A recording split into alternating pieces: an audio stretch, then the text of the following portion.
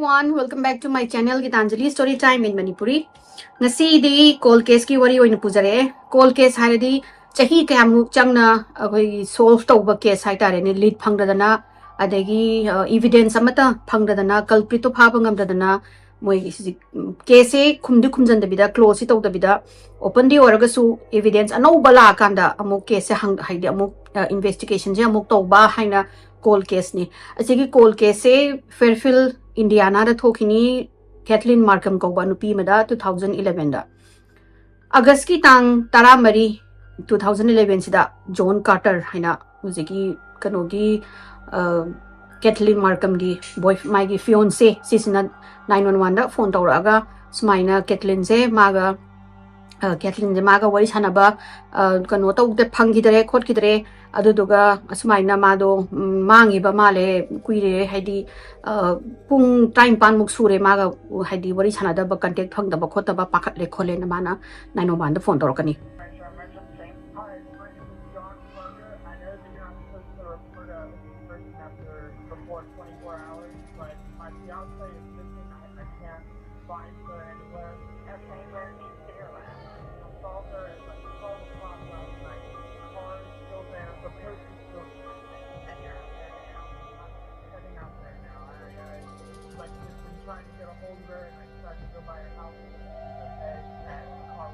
which is why I'm like really freaking out.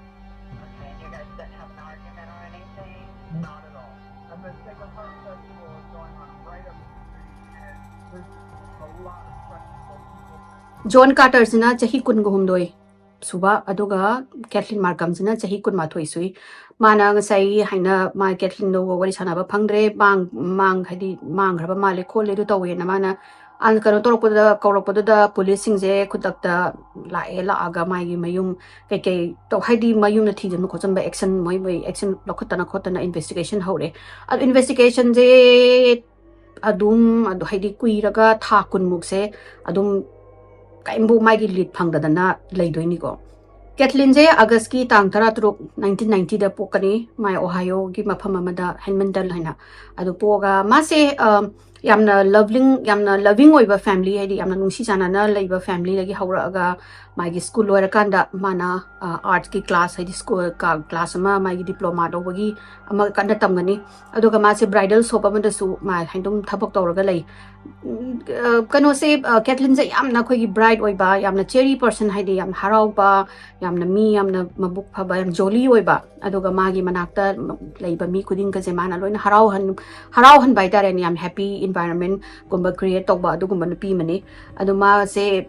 haidi magi nupa siga chahi taruk koinara matung sida mana 2010 sida moi ani se engage tawraga leirani engage tawraga lum haidi moi ani se lohongbagi di future da lohongbagi di khanaraga leiraga ujiki August ki tang 13 sida magi nupasina mangre khot kharena aina phone toropase asi da police na hangba matamda na karam kanda u last week khole na hangbana mana August ki tang 16 gi ai nungdang athingbo bokti ai mui mai manakta lerami adagi mai mayum dagi hangra matungda magi next day sima maga wari su pang phongna bang phangdare pong train pan mu sure khole na tawre adagi mana su kano na su John na su magi mapa kanogi Kathleen gi mapa David Markham sida phone tawraga phone sida mana pakhatana khotana smaina Kathleen do aiga wari sanaba haidi pau phongna dre khotre ma do ngarang nungdang bokta di aina khangobune do huji nungdang wairang wasalaji bokta pau phongna dre khotre ma do pakhat khotle kainaga mana David sida laudagi David su pakhatana masanu pi gi mayum je chele mayum de chela kansida mayum da mana Europada sai moigi adogi lead detective haitare ne Fairfield County gi Rebecca Arvin hana nupi mana da thengnaraga kamaina no tawisi kholi mayum da changa si khole je hana mayum da changa ga yeng mana thorough investigation tawre ai mana loina mag yeng da khotana ada force entry zo mutaleramde adagi struggle tawnabagi soyakam kai kono toramba pot ta ba khotpa moyeni hari mi amana lakpa is struggle kidnap tawrasu ama tawrasu struggle tawbagi khopagi amanta leramde aduga mana moigi bedroom je hang to ko matam sida magi hui ma lei Murphy na Kathleen gi adugi hui dusu hujiki bedroom sida thongon jalaga thamame ada moi sing ahambada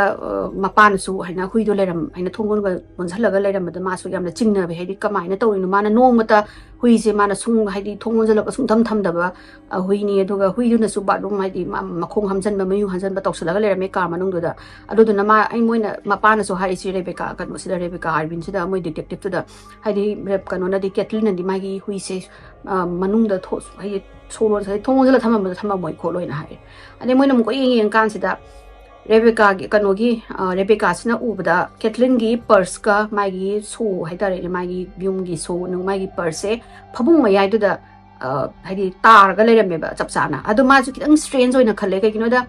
ahing tumba haiji mayam na tumba mana numai nu pa do na ahing da unai haidi bawuk ta ma lerame na haibani na nungdang mayam tumba haise kasu magi bag ka magi purse tu di phabung mayai da kasu thamoi kari gino khopono na moi se tawraga laire adagi moina mai missing gi kano mai gi pau suta tarak ta badagi mai missing gi flyer sem tana khotana moi gi da hap tana khotana tawraga lead sem ta phangdreba adu maya mani moi mapa dagi di maya mana moi moi gi friends and family da questioning to basida police na phangi se Kathleen se yamna haidi namado engage tawraga mai gi class art class loiraba matungda moi ani se Colorado da hongdoi ni khotoi ni na plan to busu lai zone ga Kathleen ga se adai mathakta ma je yam happy by engage tawdana khotana yamna nungai na laiba mini kasu mana sumaina mingon da kanambung na tam draga mana sumaina tumin manga tumin sakhiba haise yam ngapningai oi ma sumaina nu mu phobo to su na ti khote na yam sina haire adai moi ge su gi matam sida su hojegi Fairfield gi sida carnival ama tawe Sacred Heart na adogi carnival gi mi mayam chu la hati lakpanina tourist yawnina kaidawrabano kholabano adai daga ma kano tawrubada mi phatabana ga inara abra kholabra kaina moi police sing du adogi mayam do thibado amatta phangdre mai gi hati kari boglit amata phangdre karai chakhrabano na mayam ju mama pa sing ju hati mai gi mapa du su mai mama na man bising du su jon du su hati nga ena hati man asmaina tawgi bhai se am thajadi ka mana mana tumina lesson gi se na phangdre moi sai police na lead amata phangdabadagi asum kushalakna thakun phagare April ki tang 3 2013 sida Big Cedar haina road hana amana mafam amalai asigi mafam sida couple aman moi couple matai manau hai tar ni moi ani sina khoi gi metal gumba khunba lakpa uji mafam se dumpster gumba ni ko adi trash ma'am long thopam garbage ma'am long thok mayam na haidi sisana da ba khoi gi dam tawham hai tar ni khoi pochai phabung furniture metal kari krak mayam du ba dam tawba mafam amada moi sina scavenge taw lakpa hadi khunba khopa lakpa sida moina human gi remains bab khoi gi bone su phangdoi ni matai manau sina phangbadagi police ta khudak ta phone tawre adagi police nu moi forensic tawdana khotana mafam sida lae laaga moina jaga se di moina loina khajala khojalaga mo hena tokthok pasida saru mayam am ka kharaga phange aduga skull amane hadi kok ki saru mane aduga jaws ka phange sai gi khadang gi area maya sai gi area sima adagi moina yeng basida yamna prominent oiba evidence ama phange adi hujigi saru kan osida maya moigi sigi khayat ki saru sai gi sida maya se khoi gi maya poba moin hadi protute tawraga leiba ma ui hadi maya poba gi hadi thaina thindo leiba ada moina sigi kanu sidi yamna evidence yamna prominent oi khole kana hadi smile maga sigi ya haina poba mang hiba mi leibra khopra haina police mana magi phone sida moi missing gi blessing do yeng basida ahambada moina kano tawre ya gi soina hapaga yeng basida Kathleen Markham je thokle aduga Kathleen Markham ka chamana na di mai maya mana poba khopo do chamana ba hojiki saru jig mana badagi moi su haidi confirm ta ka su moi khange si je soidana Kathleen oramane na adai moina pure forensic tawre aduga moi DNA moi kano tawre ya gi tawraga test to basida remain se Rebecca nogi Kathleen Markham gi remain oi lerame ada moi sing se gyan tar adi ma je smaina haina siraga magi saru ne haibase moi police sing jina confirm tawre numini ni matungda sai moi police na confirm tawra matung sida sai gi detective to ne adoga pastor ma hani David Markham Kathleen gi mapana chatpa church dagi pastor amana laaga David sida smaina nang na chana pido smaina magi remains phange kholen haib dagi David sida pura mari shock chat khare karamaina ka tawino kholino aduga kadai da phangino kholino mana kaptana hangba sida smaina Big Cedar gi road ta leramini kholamini sine ade moi sing jamna puzzling ori ba hadi karamaina ꯀꯩꯅꯣꯁꯤꯅ ꯀꯦꯊꯂꯤꯟꯁꯤꯅ 25 miles ꯃꯥꯒꯤ ꯃꯌꯨꯝꯗꯒꯤ 25 miles ꯃꯨꯛ ꯂꯥꯞꯄꯒ ꯍꯧꯖꯤꯛꯀꯤ ꯃꯐꯝꯁꯤꯗ ꯀꯔꯝꯍꯥꯏꯅ ꯃꯁꯤꯒꯤ ꯗꯝꯁꯇꯔ ꯃꯐꯝꯁꯤꯗ ꯂꯩꯔꯝꯃꯤꯅꯣ ꯍꯥꯏꯕꯗꯤ ꯃꯣꯏꯁꯦ ꯉꯛꯑꯕꯗꯣ ꯀꯔꯝꯍꯥꯏꯅ ꯃꯥꯅ ꯁꯤ ꯇꯥꯟꯅ ꯌꯧ ꯂꯩꯔꯝꯃꯤꯅꯣ ꯀꯅꯥꯅ ꯁꯤ ꯇꯥꯟꯅ ꯃꯥꯁꯦ ꯃꯥꯒꯤ ꯔꯤꯃꯦꯟꯁꯦ ꯀꯃꯥꯏꯅ ꯍꯨꯟꯗꯣꯛꯑꯝꯃꯤꯅꯣ ꯈꯣꯠꯂꯝꯃꯤꯅꯣꯁꯦ ꯃꯣꯏꯁꯨ ꯒ꯭ꯌꯥꯟ ꯇꯥꯗ꯭ꯔꯦ ꯑꯗꯒꯤ ꯃꯣꯏꯁꯤꯒꯤ ꯄꯥꯎꯁꯦ ꯇꯥꯕꯗꯒꯤ ꯃꯊꯪ ꯃꯌꯥꯝ ꯃꯣꯏ ꯐꯦꯔꯐꯤꯜꯒꯤ ꯇꯥꯎꯟꯒꯤ ꯃꯤꯁꯤꯡꯁꯤꯅ ꯑꯟꯁꯔ ꯊꯤꯅꯕ ꯄꯨꯂꯤꯁꯇ ꯀꯩꯅꯣ ꯍꯪꯉꯛꯑꯦ ꯍꯥꯏꯗꯤ ꯀꯔꯥꯏ ꯀꯃꯥꯏꯅ ꯇꯧꯔꯤꯅꯣ ꯈꯣꯠꯂꯤꯅꯣ ꯀꯅꯥꯅ ꯍꯥꯠꯂꯤꯅꯣ ꯈꯣꯠꯂꯤꯅꯣ ꯍꯥꯏꯅ ꯍꯦꯛꯇ ꯃꯣꯏꯒꯤ ꯀꯩꯅꯣ ꯍꯥꯏꯗꯤ ꯊꯤꯒꯕꯁꯦ ꯃꯣꯏ ꯐꯪꯗ꯭ꯔꯦ ꯑꯝꯇ DNA ꯃꯣꯏ ꯀꯩꯅꯣ ꯑꯃꯠꯇ ꯏꯚꯤꯗꯦꯟꯁ ꯐꯣꯔꯦꯟꯁꯤꯛꯀꯤ ꯀꯩꯅꯣ ꯅꯠꯇꯅ ꯍꯥꯏꯗꯤ ꯀꯦꯊꯂꯤꯟꯒꯤ ꯁꯔꯨꯁꯤ ꯅꯠꯇꯅ ꯑꯃꯠꯇ ꯐꯪꯗ꯭ꯔꯦꯕ ꯍꯥꯏꯗꯤ ꯊꯥ 10 ꯐꯥꯖꯤꯜꯂꯛꯑꯕꯅꯤꯅ ꯃꯥꯒꯤ ꯕꯣꯗꯤꯗꯣ ꯂꯣꯏꯅꯃꯛ ꯗꯤꯀꯝꯄꯣꯁ ꯇꯧꯔꯒ ꯃꯇꯣꯡ ꯑꯃꯠꯇ ꯌꯥꯎꯗꯕꯅꯤ ꯁꯔꯨ ꯉꯥꯛꯇ ꯂꯩꯔꯝꯃꯕꯅꯤꯅ ꯊꯤꯕꯝ ꯈꯪꯗ꯭ꯔꯦ ꯃꯥꯒꯤ ꯀꯣꯁ ꯑꯣꯐ ꯗꯦꯠꯁꯤꯁꯨ ꯒ꯭ꯌꯥꯟ ꯇꯥꯗ꯭ꯔꯦ ꯍꯥꯏꯗꯤ ꯀꯔꯝꯍꯥꯏꯅꯅꯣ ꯃꯥꯁꯦ ꯃꯐꯝꯁꯤꯗ ꯆꯠꯂꯒ ꯁꯤꯔꯒ ꯃꯥꯏ ꯁꯔꯨꯁꯦ ꯂꯩꯔꯝꯃꯤꯅꯣ ꯍꯥꯏꯕꯁꯦ ꯑꯁꯨꯝ ꯃꯥꯒꯤ ꯂꯤꯗꯁꯦ ꯐꯪꯗꯗꯅ ꯆꯍꯤ 3 ꯐꯥꯖꯟꯈꯤꯗꯣꯏꯅꯦ ꯈꯪꯗ꯭ꯔꯦꯕ ꯃꯣꯏꯁꯨ ꯀꯃꯥꯏꯅꯅꯣꯅ ꯀꯔꯤ ꯁꯔꯨ ꯉꯥꯛꯇ ꯉꯥꯏꯔꯝꯃꯕꯅꯤ나 ꯀꯣꯁ ꯑꯣꯐ ꯗꯦꯠꯁꯨ ꯈꯪꯗ꯭ꯔꯦ ꯀꯩꯅꯣꯁꯨ ꯑꯃꯠꯇ ꯈꯪꯗ꯭ꯔꯦ ꯃꯣꯏꯅ ꯍꯧꯖꯤꯛꯀꯤ ꯏꯟꯚꯦꯁꯇꯤꯒꯦꯁꯟ ꯇꯧꯅ ꯂꯩꯔꯤꯉꯩꯁꯤꯗ ꯆꯍꯤ 3 ꯐꯥꯖꯟꯈ꯭ꯔꯦ ꯆꯍꯤ 3ꯒꯤ ꯃꯇꯨꯡꯗ 2014ꯁꯤꯗ ꯑꯩꯈꯣꯏꯒꯤ ꯑꯦꯅꯣꯅꯤꯃꯁ ꯗꯣꯅꯔ ꯑꯃꯅ ꯃꯣꯏ ꯁꯥꯏꯗꯗꯤ ꯄꯩꯁꯥ ꯄꯥꯏꯕ ꯈꯣꯠꯄꯁꯤꯡꯁꯦ ꯁꯨꯃꯥꯏꯅ ꯀꯦꯁꯀꯤ ꯇꯧꯕꯁꯦ ꯖꯁꯇꯤꯁ ꯐꯪꯅꯕꯅꯤ ꯈꯣꯠꯅꯕꯅꯤ victimꯗꯨꯒꯤꯅ ꯑꯗꯨꯃꯥꯏꯅ ꯑꯦꯅꯣꯅꯤꯃꯁ ꯗꯣꯅꯔꯅ ꯄꯩꯁꯥ ꯃꯌꯥꯝ ꯗꯣꯅꯦꯠ ꯇꯧꯔꯛꯇꯣꯏꯅꯦ ꯍꯥꯏꯗꯤ ꯀꯦꯊꯂꯤꯟꯒꯤ ꯀꯩꯅꯣꯁꯤꯗꯕꯨ ꯁꯣꯜቭ ꯇꯧꯅꯕ ꯃꯥꯒꯤ ꯀꯦꯁꯁꯦ ꯃꯥꯒꯤ ꯖꯁꯇꯤꯁ ꯐꯪꯅꯕ ꯈꯣꯠꯅꯕ ꯍꯥꯏꯅ ꯇꯧꯔꯛꯄꯗꯒꯤ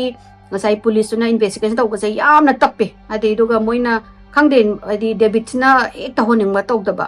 ꯑꯗꯒꯤ ꯖꯣꯟꯁꯤꯁꯨ ꯍꯥꯏꯗꯤ ꯃꯥꯁꯨ ꯑꯗꯨꯝ ꯍꯥꯏꯗꯤ ꯅꯨꯡꯉꯥꯏꯇꯦ ꯈꯣꯠꯇꯦ ꯅꯨꯄꯤꯗꯣ ꯃꯥꯡꯕꯅꯤ ꯈꯣꯠꯄꯅꯤꯅ ꯇꯧꯔꯒ ꯑꯗꯨꯝ ꯂꯩꯕꯗꯅ ꯃꯥꯅ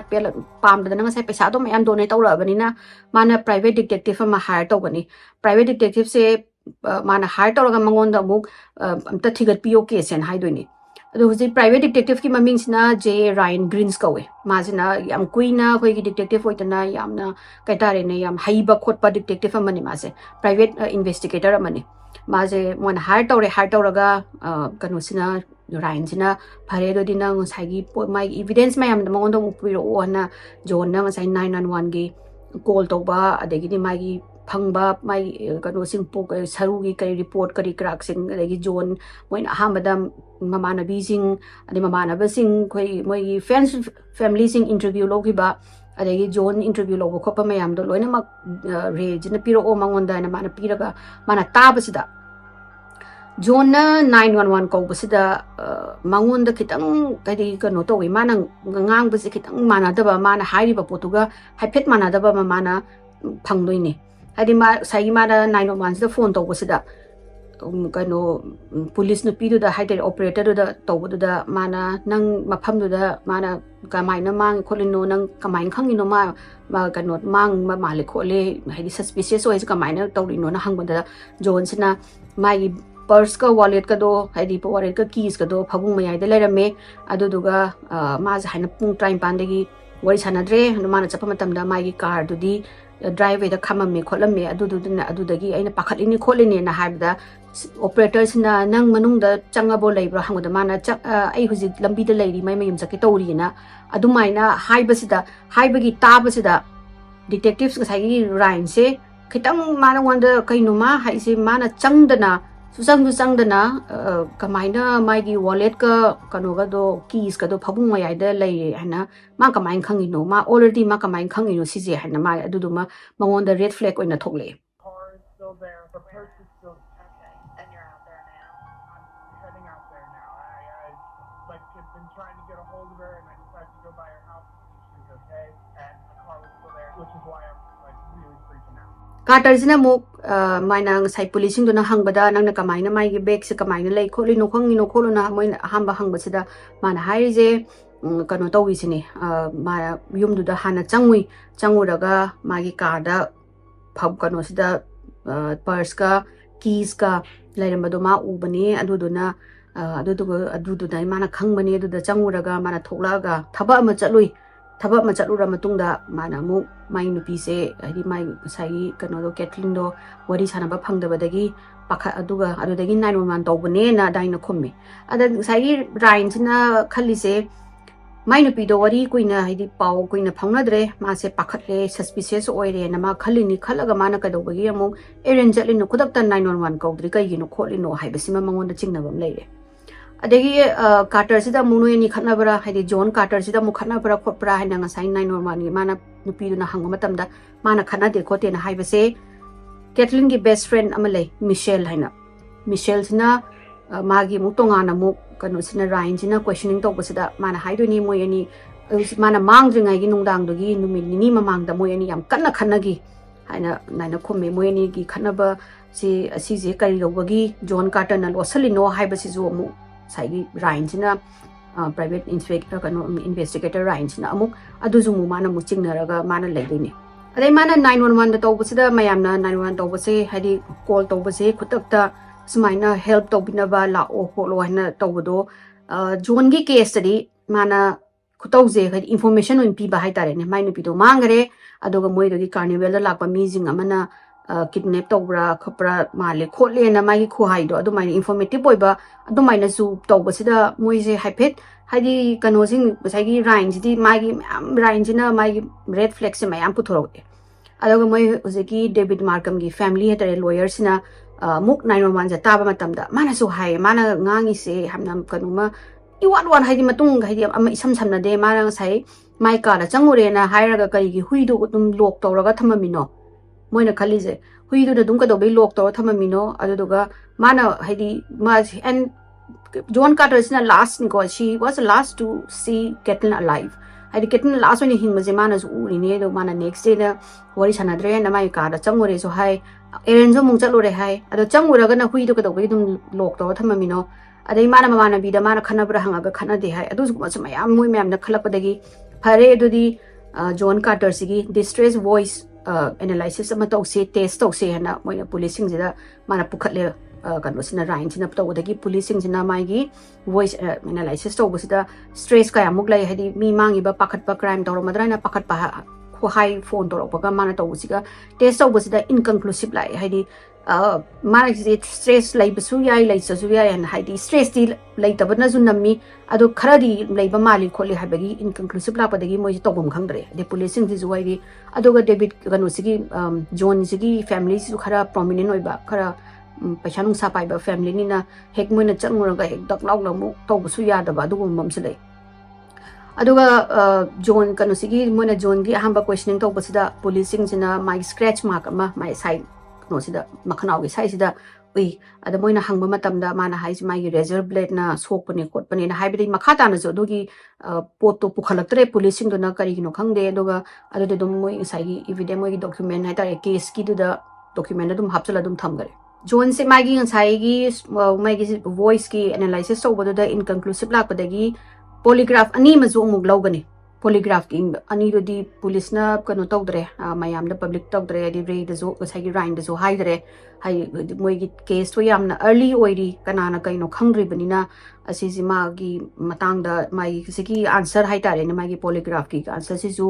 inconclusive ti oiraga kari da ori no haibadu di moi na release tawdre adu release tawdraga moi case adum investigate tawri na dum tawra leire sagi abadagi Ryan sagi kanu sina Ryan sina thigalakpasida amuk asa Kathleen gi body phangba mafam se asi simagonda mu kitang red flag ama mu mana phangeba Kathleen na phangiba body ma gi phangiba saru area mafama gi remains phangiba area se John gi family na property own ama tawi ko moi husi du gi area la own taweba family property ma asi siga khara nakpasina Ryan sina hai se kaigumba John sina oiragadi mana body je phare mayum da hatlaga mana traga karai nu pura mana nu pi je hat pa oirasu langthokpa lakpasida saigi dam tawriba area siga mapa mama gi laiba property mayum moi hujiki laiba property se asigi lambi je chapmane ba mana kaigumba mai family property da chatlagadi adu dugi lambi align tawusida kanu si raise di kanu Ryan si di pura haidi kanu sida John sida mai gi suspicion je John sida lupaga laiga Ryan ji ki investigation ki matungina mana khangi je body je atopada mafam amada hatlaga hujiki mafam Indiana gi mafam sida mai gi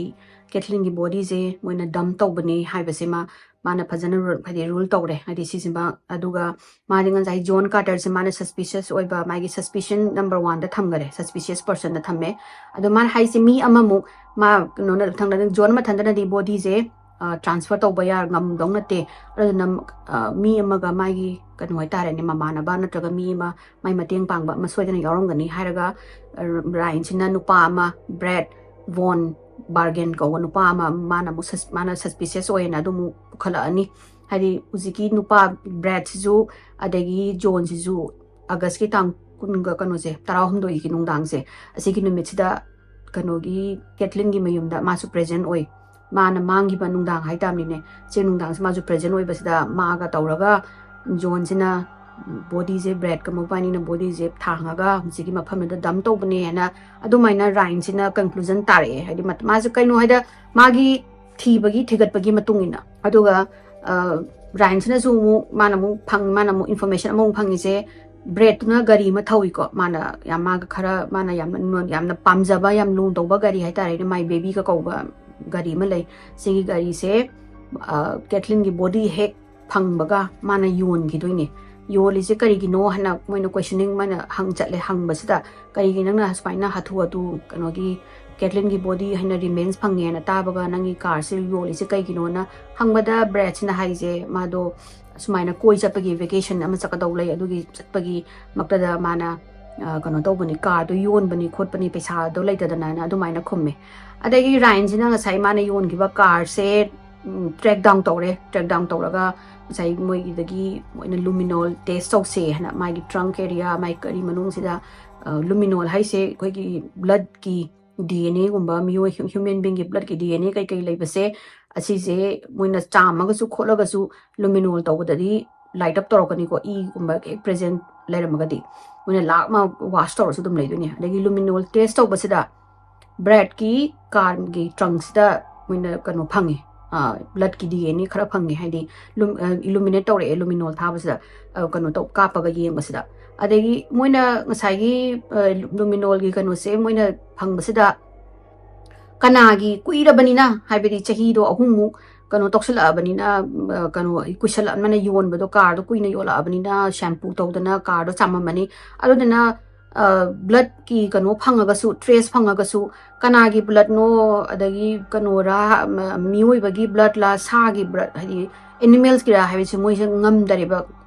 DNA do loina mess up tawrega sai shampoo tawdana khotana tawgibado blood ti leire haidi blood ti present oire do karino do idi moi khangba ngamdre adai bread ta hangudasu bread na human being na te aduni duni na mana dum ngamna dum khummaga do maina leire raina smaina mana kano gi john gi bread ki adwaina suspicious oi khole na mana report thagat pado mana report to thagalagasu moi Fairfield gi police sinjina consider to ya de moi ni suspicious kano haidi moi ni mag suspicious oi habje consider to ya de moi haidi kari hangde moina haidi case so yamna nauri kholi yamna investigation yamna early on oiri adodana hard evidence amasung hard kano do phangde khote adodana moi ni mag suspicious ki kano the list thamba kano tawde haina oide hana ngasai gi moi gi hamba gi Fairfield gi police kano gi detective ki lead to Rebecca Arvindo duna su mayamda mu press conference mu haije moi jingdo huji pa moi kanu to moi da chingna ba ya de khote na mu mana mu haido e adagi sahi hedi tha manga toruk laira kanda rains na mu evidence ama mu puthora ani ai cell phone gi record na puthorok toini na sai gi cell phone gi record sida according to John gi interview gi matungina mana hai se next day tang August ki tang taramari 2011 sida mana nungala kanda nupi sida message thai id how are you na message thai adogi message thara matungda reply torokte habado adogi matang da mana thigat pa matungda press mana message thai habidogi kanu evidence e mana phone record sida phangdabadagi rain sina mu hange id nangna thaina message thai haije nangi phone record sida di yaudi khote kamain tawrino na mana mu hangwa sida adogi adogi interview la pase kano se John se mai mama ka lai laga mama china su aidi mana 911 call to budu zu record to da yaw de hari do adudi some malfunction oira mani send for mogi kano gi cell phone gi record to da natraga kano oira mani mana message thai hai do na leite hai do mana 911 call to budu su noina yaw de na hari do di na adu mai na mu mama na mu kan khatle hai mana su kano na su John na su hai je I swear ai mangona nungala kan da message thai na adu mai na khummi Ryan amamuk evidence amamuk puthorani mana ngasai kanodagi 911 se call tawdringai sida mana haidi Kathleen gi mayum thorok pasida John gi mayum dagi na Kathleen mayum thorok pasida mana mamana bamda wari sai mat thana ada wari sanaraba matung sida adugi matungda mana mayum da changuraga nupiji gi phabungda purse uramba wallet ubdo adudo urakanda mana mapada phone tawbani na haibani ba adu ngasai gi mapa mana mat siga phone thamaba matungda mapa sida David ta phone tawrise within 38 seconds tani ba hadi mana saina David ta mai masanu pido haina thiba phangdre khotre wari sanaba phangdre khotre contact tawba ngamdre haije 38 seconds tani ada Ryan jina haije 38 seconds sida nangna car do khame adagi mai thong hangtoga mai bedroom da changaga mai wallet kai purse to kai leramado uraga nangna thokla aga David ta thana masanu pido ma pau phangradre na nangna inform tawra matungda 911 da phone tawbani haise nangna karamaina 38 ki seconds ki manung do tawrino haibase asije kano tawre mana amu kano da question amu tawre Jones da adagi Jones na haise mai nomi tu ki details so ma phajana gyan men amta tadre but mana hai do sengbani khotpani na dumaina ri khume Jones na ado Ryan jina haise nang id nang na mito ki nang details su khangdraga su nang call details su di exact call details su di nang asigi report se da yaw ri nang asi kai haininge na hangmada John se kai mukhum di tumin lai gai ma se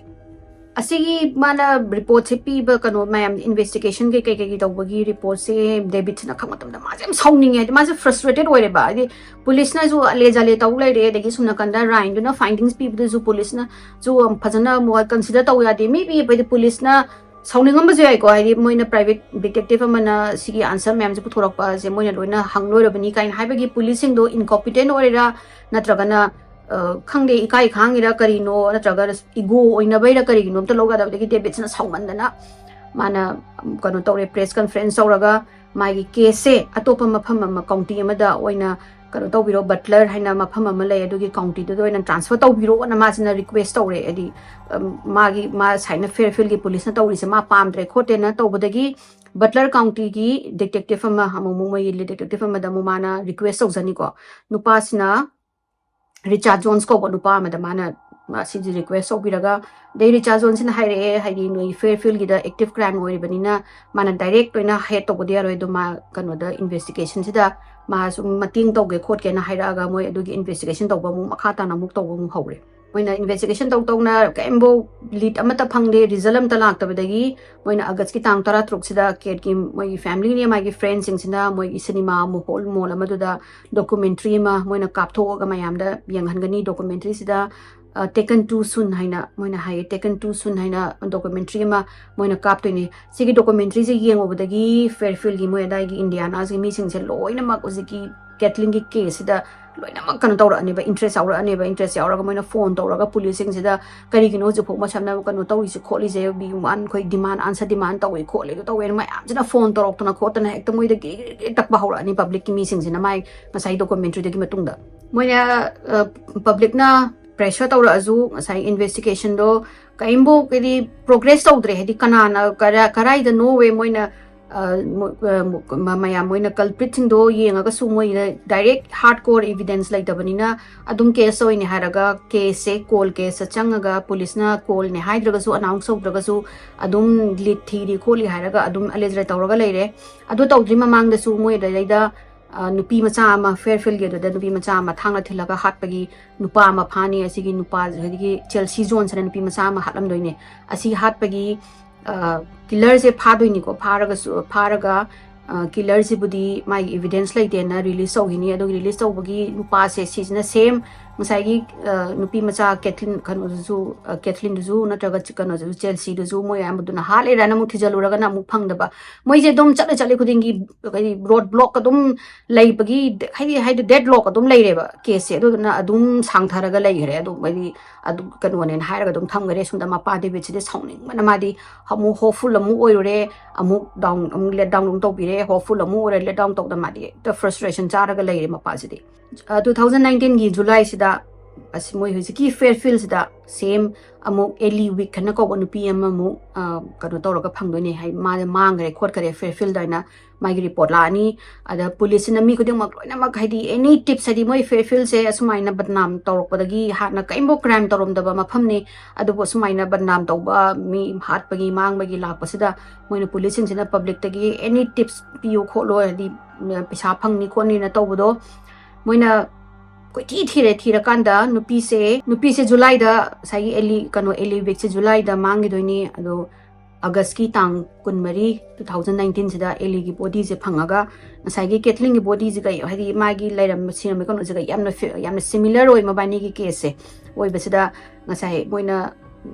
eli week hat panupa se Michael Strauss na kowe siginu Michael Strauss se moina phara kansta adu phare na tabadagi David sina Facebook ta adagi mai kanu moi ki community jing da mana chatlaga haise sagi khoha to haiphet Kathleen ga mana banina David khojiki nupa Michael Strauss se asi sina mai sanu pi chu hat pani khot pani haibaje mayam na thajabi khot na masu maparu hati kaimbo lit phangdab degi sauning mandana ma atu mai na mai gi Facebook wall da idana moi dogi church the community sing da mana tawraga mayam sing sida habding mayam sing sina erodi Michael Strauss na hat urang gani na tawrakpado police na sagi Michael Strauss se mai gi investigation mai gi tongana questioning and interrogation tawram matung sida moina mu press conference amuk thame police na adoga kano gi Kathleen hat leba nupa siga hojiki Ellie hali siga manadi na mu moina mu press conference ong tawre haidi Michael Strauss na tena Michael Strauss di hojiki nupi je khatani mai pumna mag mai evidence kai kai do Ellie week se tang hat pani na adu mai na mu lak padagi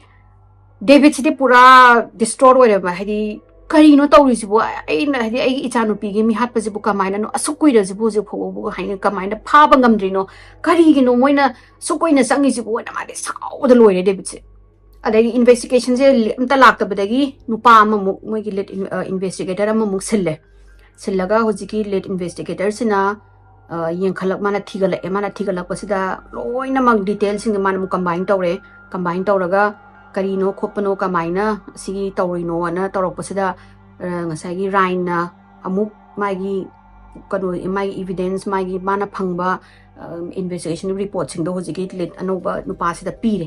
piraga mana chise tang aina hari ba mi se suspect or even nupa se asida amta yengo na mana do maina yamna khadi in la kan mana phajana hairak matamda hojiki anoba detective sina mana mu case makok tagi hongna mu phajana mu mana mu pa bhore mana paraga findings ki matungina January gi tang ko nipan 2021 sida John se amuk kano questioning tawbagi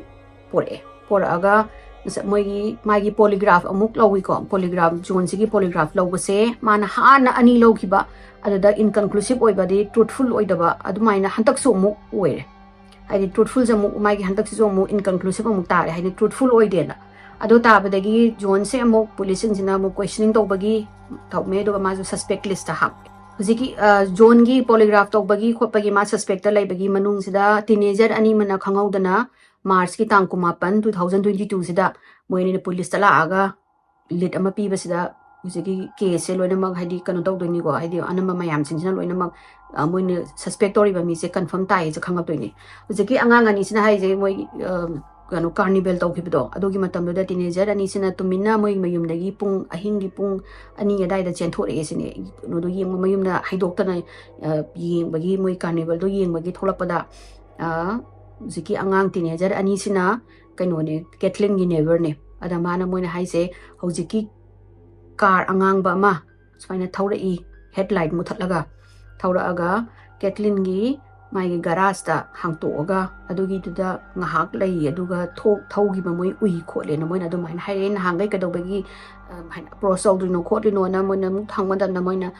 moido kiru ba haitare ne hai amatam da angang yam oibagi tumina carnival yeng chalubagi moi parents na khanga agadi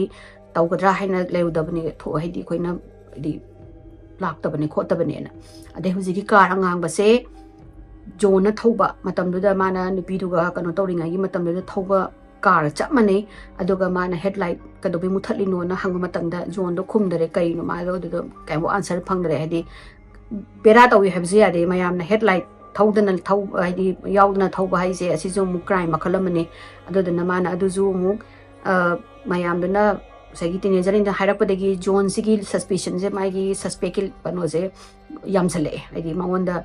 ꯃꯌꯥꯝꯅ suspect ꯇꯧꯔꯛꯄꯁꯦ ꯁꯨꯝ ꯍꯦꯟꯒꯠꯂꯛꯑꯦ ꯁꯁꯄꯦꯛꯀꯤ list ꯌꯥꯝ ꯆꯥꯎꯅ ꯌꯥꯎꯕꯗꯒꯤ ꯄꯨꯂꯤꯁꯁꯤꯡꯁꯤꯅ ꯃꯥꯅ ꯍꯥꯟꯅ ꯂꯩꯔꯝꯕ ꯍꯥꯏꯗꯤ ꯃꯥꯒꯤ ꯅꯨꯄꯤꯁꯦ ꯁꯤꯔ ꯃꯇꯨꯡꯗ ꯖꯣꯟꯁꯦ ꯃꯥꯏ ꯃꯃꯥꯒꯤ ꯃꯌꯨꯝꯗ ꯌꯥꯝ ꯀꯨꯏꯅ ꯂꯩꯔꯝꯃꯦ ꯑꯗꯨꯒꯤ ꯂꯩꯔꯝꯕꯒꯤ ꯃꯐꯝꯁꯦ ꯑꯗꯨꯗ ꯃꯣꯏꯅ ꯁꯔꯆ ꯋꯥꯔꯦꯟ ꯑꯃ ꯂꯧꯊꯣꯛꯑꯦ ꯐꯦꯕꯋꯥꯔꯤꯒꯤ ꯇꯥꯡ 3 2023 ꯂꯧꯊꯣꯛꯑꯒ